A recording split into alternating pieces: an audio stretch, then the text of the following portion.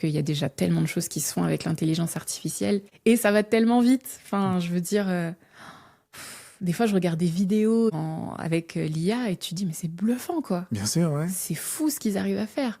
Bienvenue sur Merci, on vous rappelle, le seul podcast qui vous plonge dans les coulisses du casting. Aujourd'hui, on a la chance de recevoir une comédienne talentueuse, à l'énergie débordante. Estelle Dumont, bonjour, bienvenue. Salut, merci pour l'invitation. Merci à toi, c'est vraiment un honneur de t'avoir à l'émission. Ma première question pour toi, ça serait, quand tu étais à l'école, quelle matière tu détestais le plus? Franchement, c'est facile. Hein. Moi, j'étais pas du tout une scientifique, donc maths et physique-chimie, c'est kiff-kiff. Hein. Vraiment.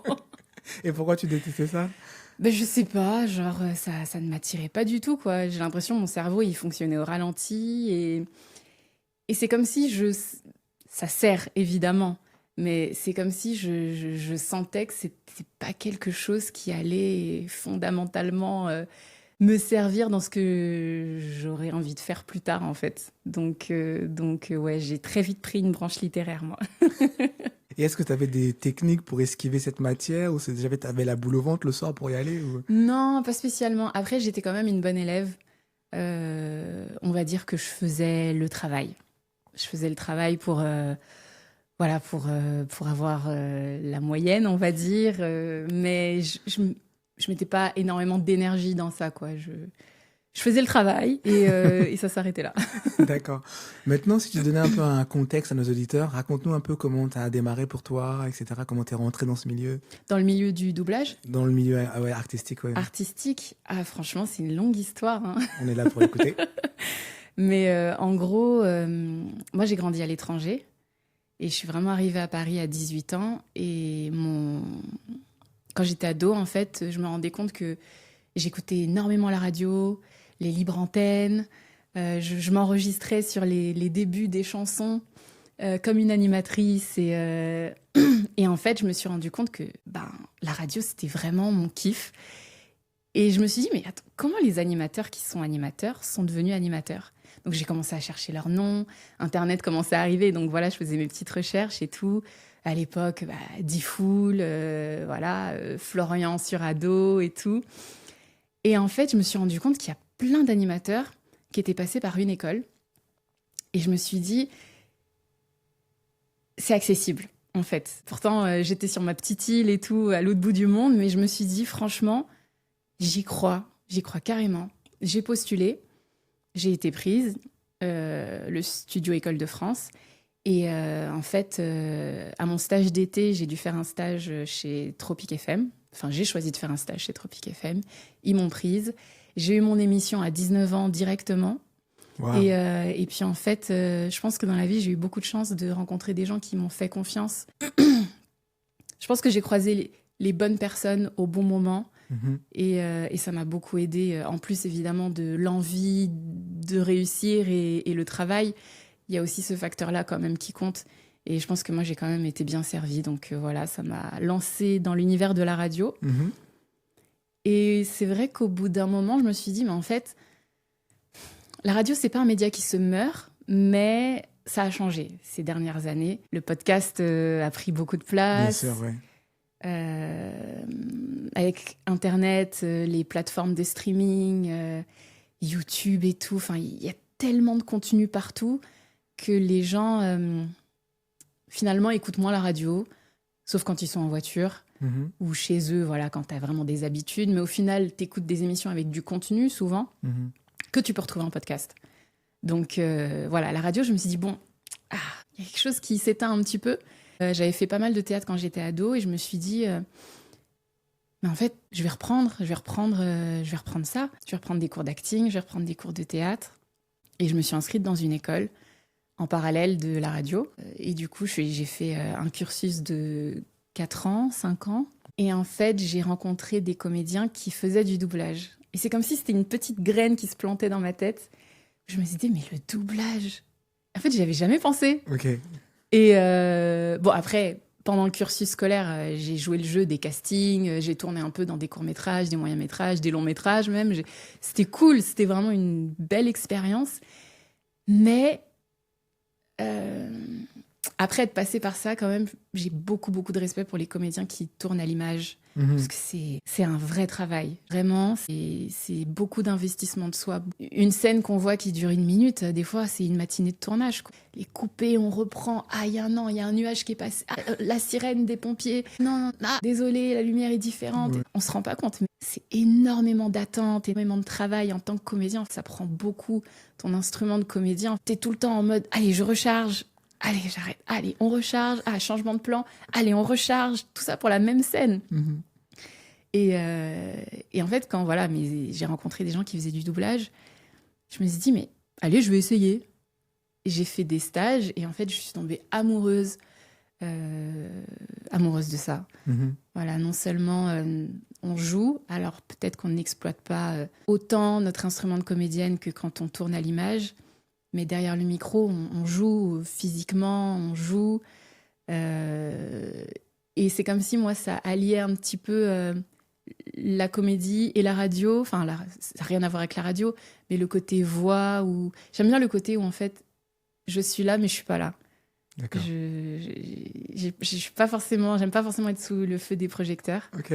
Et du coup, je pense que je me retrouve bien dans le doublage. Avant qu'on aille un peu plus en profondeur, j'aimerais qu'on fasse un petit retour en arrière. Tu m'as dit, t'es arrivé à 18 ans. Ouais. T'es arrivé d'où? Tu peux nous donner un peu plus de détails? Ah oui, alors avant d'arriver à Paris, j'étais en Écosse. Ok. Attends, je vais faire dans l'autre sens plutôt. Vas-y. Donc, je suis née au Gabon. D'accord. Ma mère est gabonaise, mon père est français. J'ai fait mes premières années de vie là-bas. Après, mon père est allé s'installer à Madagascar, donc je suis allée à Madagascar. Après, ma mère est allée s'installer en Angola. Je suis allée en Angola. Après, je suis allée à La Réunion. Okay. Après, je suis allée au Nigeria. Wow. Après, je suis revenue à La Réunion. Et là, j'ai terminé mon collège et lycée à La Réunion. Okay. Et en fait, j'ai eu mon bac à 17 ans. Donc, mon père m'a dit, mais en fait, t'es trop jeune pour t'installer dans la jungle parisienne. Le fait d'avoir beaucoup bougé, c'est comme si... moi, je voyais Paris et c'était mon objectif. Okay. Arriver à Paris, plus bouger, m'installer à Paris, faire ma vie à Paris.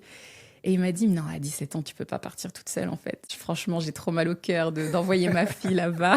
Ouais. Et du coup, il m'a dit, bah, écoute, ta mère est en Écosse en ce moment, donc va la rejoindre.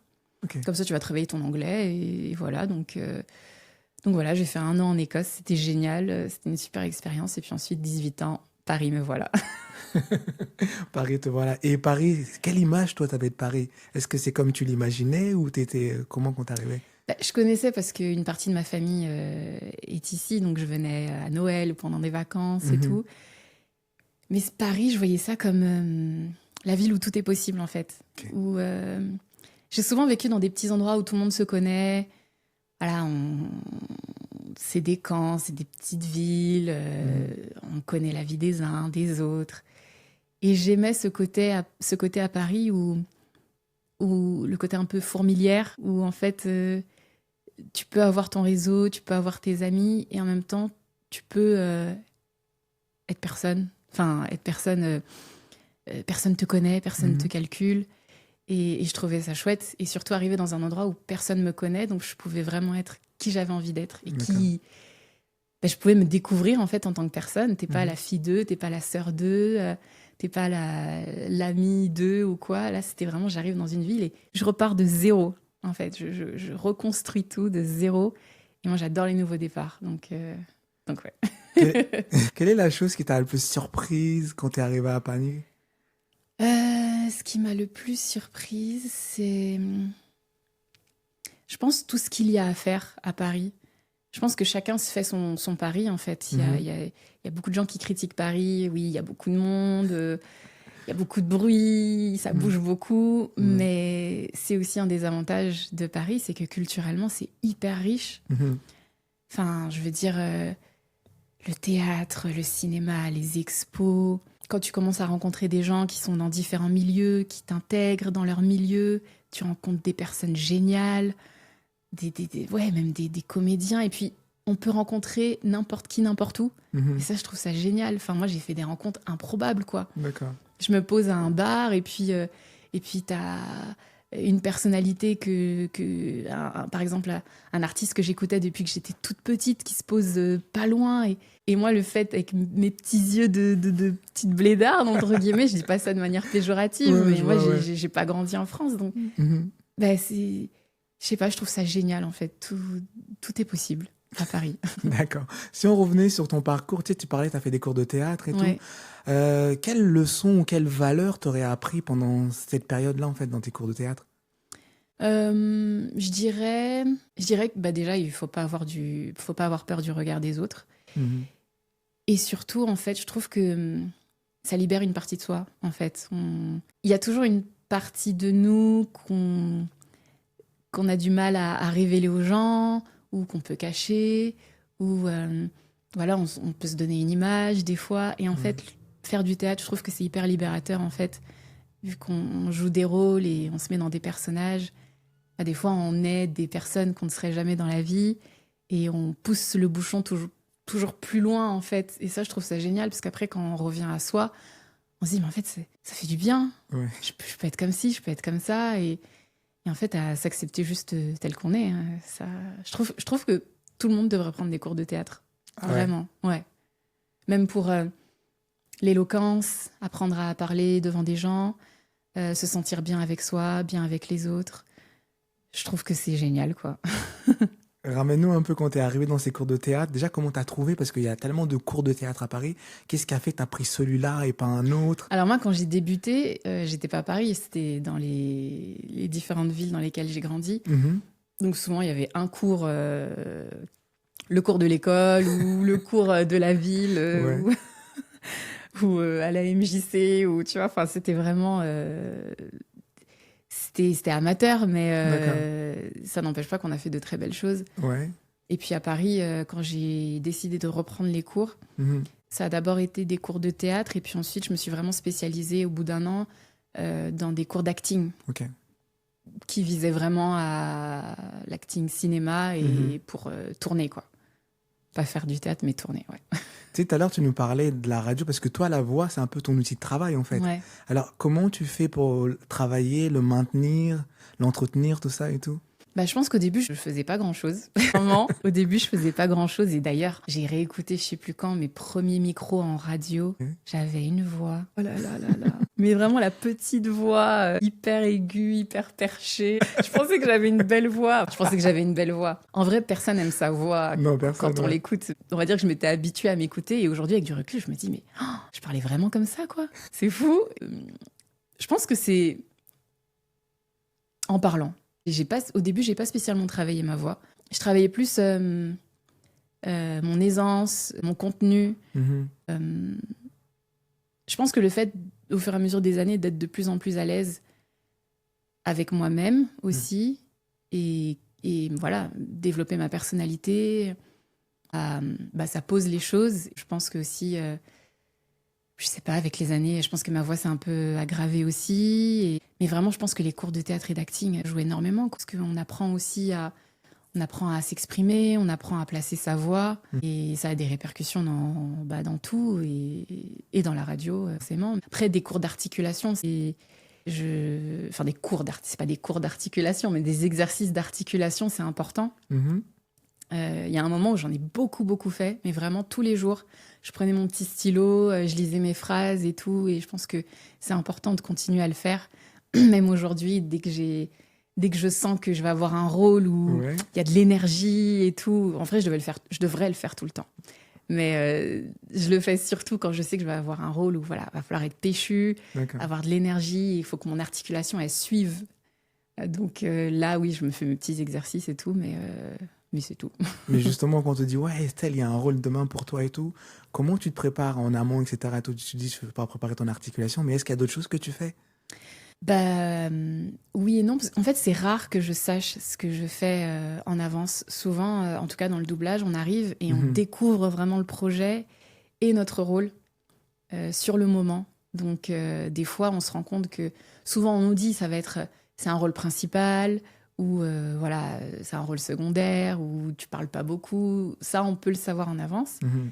Mais des fois, je sais même pas si je vais travailler sur un dessin animé ou sur un film qui va sortir au cinéma ou sur une série. Donc, au final, on peut pas vraiment se préparer pour ce qu'on va faire. Mais quand on le sait, parce que des fois, il y a des suites, donc on va dire, oui, ton personnage revient, ou voilà, le film 2 sort tant, donc on va travailler dessus.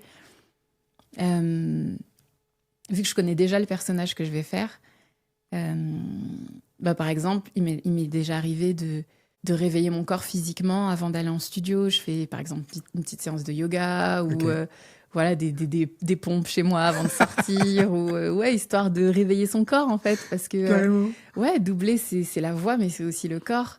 Donc, même réveiller les muscles du visage et tout. C'est des petits détails, mais c'est ça aussi qui fait qu'on se sent bien une fois qu'on arrive en studio et que voilà, on sent que tout notre corps il est réveillé et prêt à travailler. Ça aide énormément, quoi. Mais tu sais, le doublage, on dit souvent que c'est un milieu qui est très fermé. Limite, vous êtes 15 à doubler en tout. Déjà, comment toi, t'as réussi à t'immiscer, à avoir ta place dedans? C'est vrai qu'on dit beaucoup ça. Mais d'ailleurs, bizarrement, moi, je trouve que le théâtre est un milieu plus fermé que le doublage. Enfin, le théâtre, c'est vraiment des familles, c'est vraiment des compagnies. Et c'est pas évident même de trouver des annonces de casting. Alors, le doublage... c'est fermé, oui et non, j'ai envie de dire. Après, moi, je suis arrivée vraiment post-Covid. Donc, c'était une période où, vu que pendant le Covid, il n'y avait pas du tout... tout était un peu sur pause. Post-Covid, ça a explosé. Il y avait des projets partout. Donc, je pense que je suis arrivée aussi au bon moment. Là, on parlait de au bon moment, au bon endroit et rencontrer les bonnes personnes. Et j'ai aussi rencontré les bonnes personnes. Moi, j'ai fait ce qu'on appelle des trainings. Alors, il y a certains directeurs artistiques qui sont pas fans de ça. Mais c'est vrai qu'aujourd'hui, les studios, ils n'ouvrent plus leurs portes à tout le monde, enfin à n'importe qui. Et pour les nouveaux comédiens, en fait, avant, on démarchait les studios. On arrivait, voilà, on se présentait, on disait « Est-ce que je peux assister ?» Les comédiens étaient là, ils regardaient comment se passait une séance. Des fois, le directeur artistique pouvait dire « Tu peux m'essayer ça ?» et tout. Mais aujourd'hui, ils font plus ça, en fait, pour des soucis de confidentialité, parce qu'il y a eu beaucoup de fuites. Et puis post-Covid, en fait, vu qu'ils s'étaient habitués à ça, ils ont un peu gardé cette manière de fonctionner.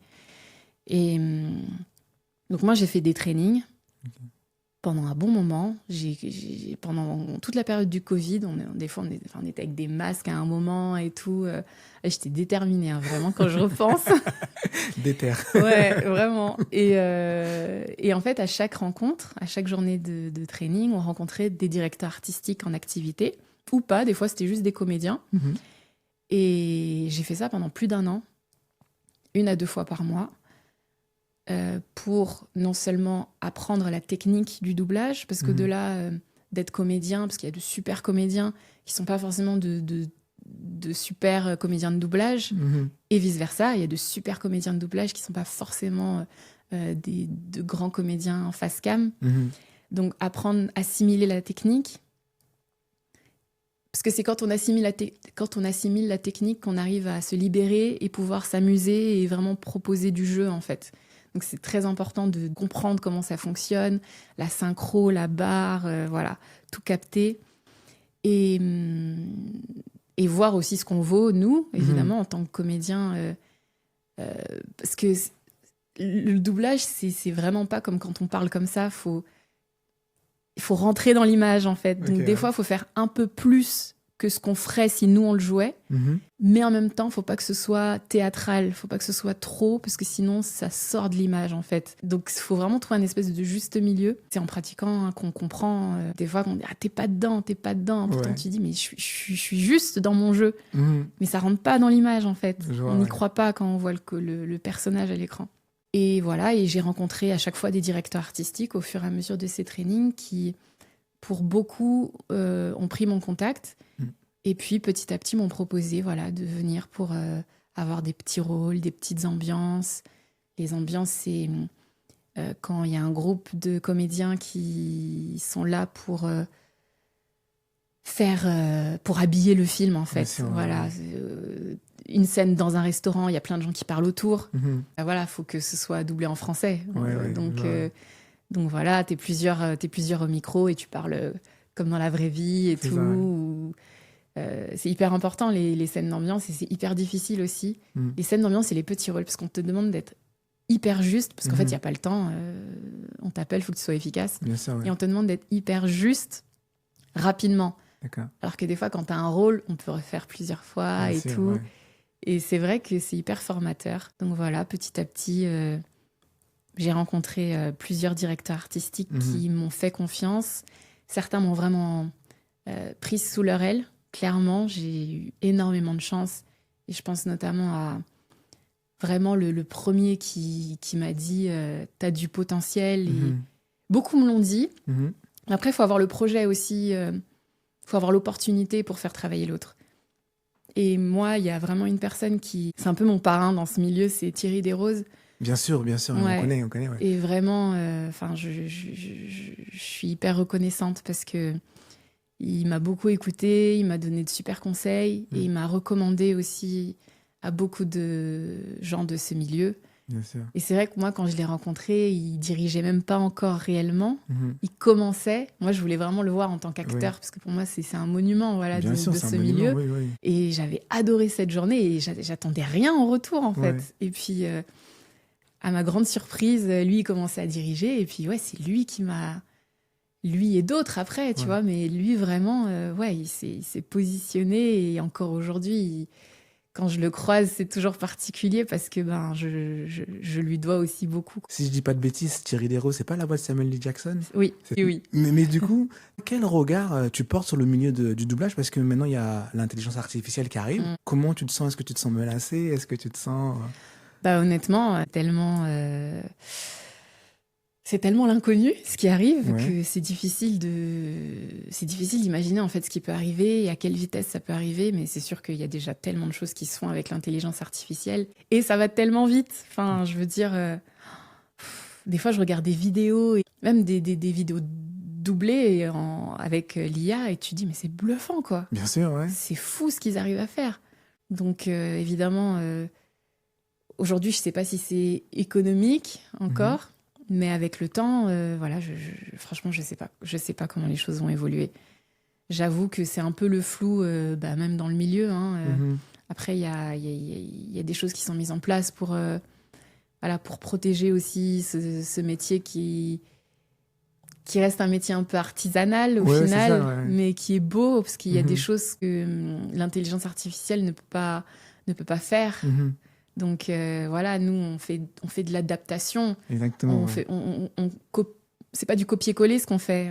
Des fois il y a des intonations américaines qui sont américaines et nous on les transpose en français, mais en français des fois nous on est un peu plus plat, on est un peu plus c'est moins extravagant comme les Américains, donc c'est vraiment de l'adaptation et je trouve que ça c'est irremplaçable en fait. Bien sûr, Donc à voir. Franchement, je pense que tout le monde est un peu en mode on va voir. Je sais pas si tu avais suivi la polémique quand ils avaient fait je crois que c'est la voix de Rambo qui a été remplacée par une IA parce que le doubleur de Rambo était mort, etc. J'avais pas suivi. Et alors, c'était comment? La voix, elle collait presque, mais tu sentais que l'émotion était pas là. À des moments, l'émotion était pas là. Donc c'était un peu dommage. Toi, récemment, t'étais au théâtre, non? T'es monté avec Olivier Kissita, etc. Et tout. Oui. Est-ce que tu peux nous en parler? Parce que c'était la première fois sur scène de théâtre. T'avais une équipe pratiquement que de noirs, en fait. Ouais. C'était une super expérience. Franchement, c'est l'équipe Brown Sugar qui a écrit, créé et produit cette pièce. Bien sûr, Et ils m'ont envoyé un mail un jour en parlant de leur projet et de l'histoire et du personnage dans lequel ils me voyaient. Et franchement, en plus, c'était pile à une période où je me disais, mais j'aimerais bien remonter sur scène et tout. Parce que le théâtre, il y a quelque chose d'instantané et de partage direct avec les gens. Et puis même en tant que comédien, on nourrit son personnage du début à la fin, en fait, sans interruption, entre guillemets, parce qu'il y a toujours des petites interruptions. Mais je trouve ça génial, le théâtre, pour ça. Et quand j'ai vu ce qu'ils avaient envie de faire, je me dis mais c'est trop bien en fait parce que il y a pas ça en France. Non. Et en plus on était beaucoup sur scène.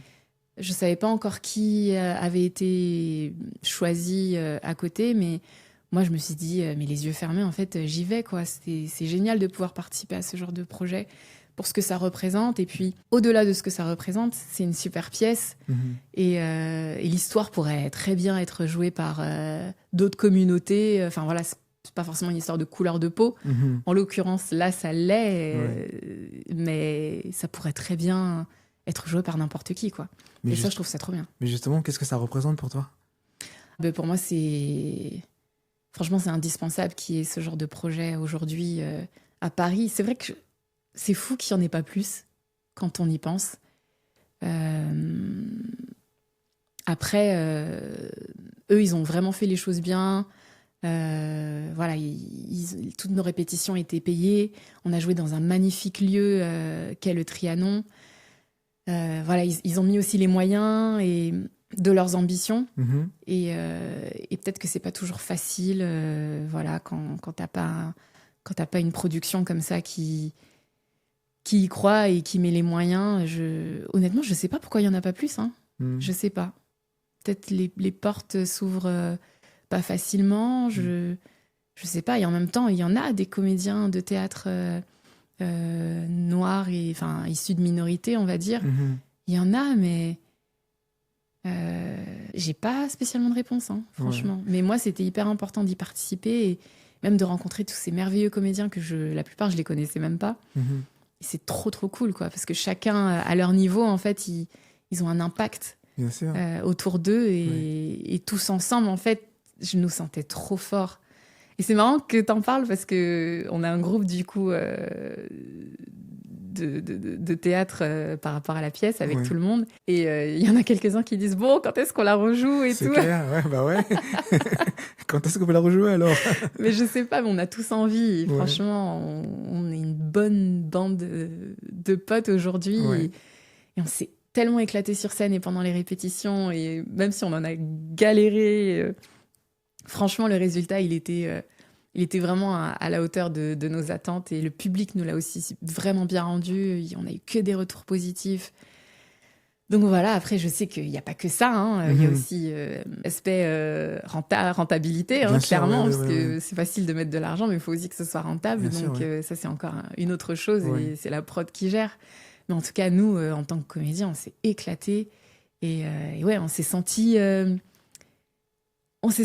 utiles. Okay. Voilà, les gens nous disaient « Ah, mais ça fait du bien, on se reconnaît. » Waouh, ça fait du bien de se projeter comme ça, même pour les enfants et tout, de montrer qu'il y a des choses qui sont possibles en fait. Et changer l'image qu'on peut avoir du théâtre aussi, parce que ça l'a un peu dépoussiéré. Des fois, le théâtre, c'est l'image qu'on garde quand on est au collège. Ça, on va voir les pièces françaises qui datent d'il y a 100 ans, 80 ans, et en fait, tu t'endors à la moitié de la pièce, tu captes rien. C'est en alexandrin et tout, enfin...